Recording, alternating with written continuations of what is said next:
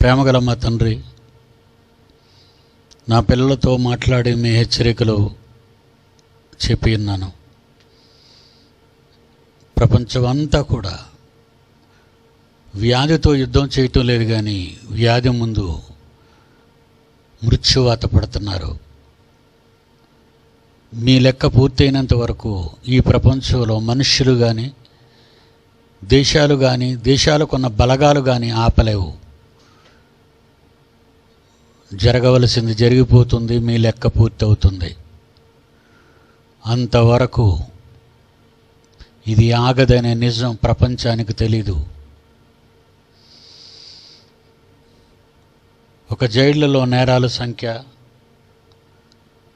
దేశాలలో నేరాల సంఖ్య పెరిగిపోతుంది. మసీదుల్లో నమాజులు చేసిన, చర్చిల్లో ప్రార్థనలు చేసిన, హిందూ దేవాలయాల్లో పూజలు అర్పించిన నేరాలు మాత్రం తగ్గలేదు. నటన మాత్రం పెరిగిపోతుంది. దేవుడిగా, సృష్టికర్తగా, ప్రపంచ ప్రజలను కన్న తండ్రిగా, ఒక మహాశక్తిగా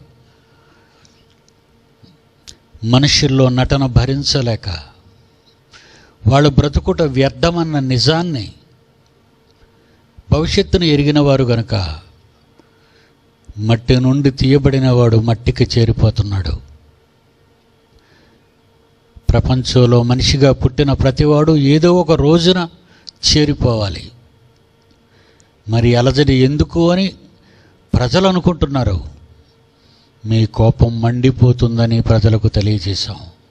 ఎందుకు మండిపోతుందో వాళ్ళ బలహీనతలు, వాళ్ళ పాపాలే ఈ దుస్థితిని కల్పించాయని కూడా తెలియజేస్తున్నాం. విన్నారా? ఆగిపోతుంది. వినరా? సంఖ్య పూర్తవుతుంది. వాక్యమైన పిల్లలందరినీ, వారి కుటుంబాలని చల్లగా కాపాడండి. త్యాగధనులైన పిల్లలందరికీ సహాయం చేయండి.